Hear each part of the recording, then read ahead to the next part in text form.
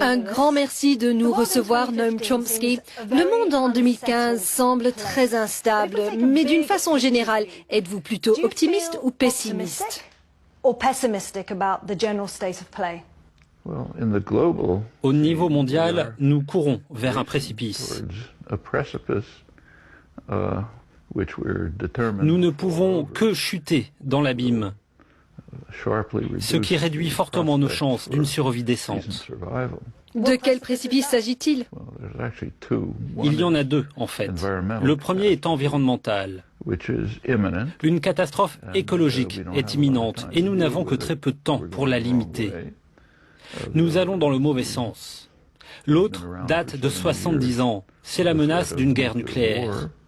Une menace qui est en fait toujours croissante. Si vous regardez bien ce dossier, c'est un miracle que nous ayons survécu.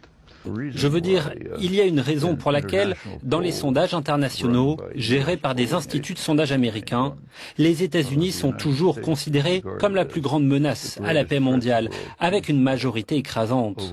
Aucun autre pays n'en est si proche. Il est assez intéressant que les médias américains refusent de publier cela, mais ils ne vont jamais très loin. C'est l'une des raisons pour lesquelles la célèbre horloge de l'apocalypse, établie par le Bulletin of Atomic Scientists, a, il y a quelques semaines, avancé de 2 minutes, donc plus près de minuit. Minuit, c'est la fin. Il est maintenant 3 minutes avant minuit. C'est du jamais vu depuis 30 ans, depuis les années Reagan, quand il y avait un risque imminent de grande guerre nucléaire. Vous avez mentionné les États-Unis et Israël avec l'Iran. Le Premier ministre israélien Benjamin Netanyahu rejette évidemment l'accord préliminaire sur le nucléaire iranien et il dit... Il faudrait poser la question pourquoi. Pourquoi? Nous savons pourquoi. L'Iran a de très faibles dépenses militaires, même avec les normes de la région. La doctrine stratégique de l'Iran, c'est la défense. Elle est conçue pour tenir à distance une attaque assez longtemps pour que la diplomatie prenne le relais. Les États-Unis et Israël, deux États voyous, ne veulent plus tolérer la menace. Aucun analyste stratégique ne pense que l'Iran puisse un jour utiliser une arme nucléaire. Même s'il le faisait, le pays serait simplement vaporisé. Et il n'y a aucune indication que les mollahs au pouvoir, quoi que vous en pensiez, veulent voir leur pays détruit. L'Europe est la servante des États-Unis? Certainement. Ils sont trop lâches pour adopter une position indépendante. Quel portrait faites-vous de Vladimir Poutine? Il est décrit comme l'une des plus grandes menaces pour la sécurité, non?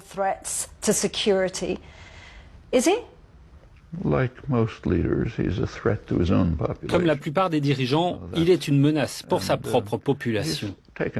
Il a décidé des actions illégales, évidemment, mais le décrire comme un monstre fou qui souffre d'une maladie du cerveau et qui est atteint d'Alzheimer, une créature maléfique, c'est un standard de fanatisme orwellien.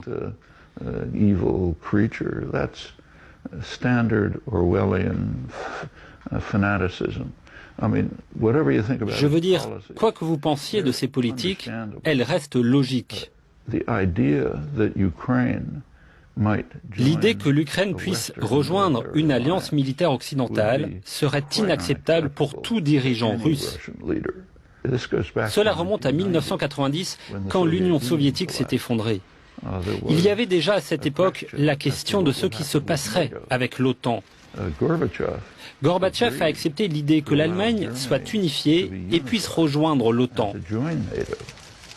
C'était une concession assez remarquable avec un quid pro quo. Que l'OTAN ne s'étende pas d'un pouce vers l'Est, c'est l'expression qui a été utilisée. Donc la Russie est tombée dans une provocation. Eh bien, qu'est-ce qui est arrivé? L'OTAN s'est déplacée jusqu'en Allemagne de l'Est.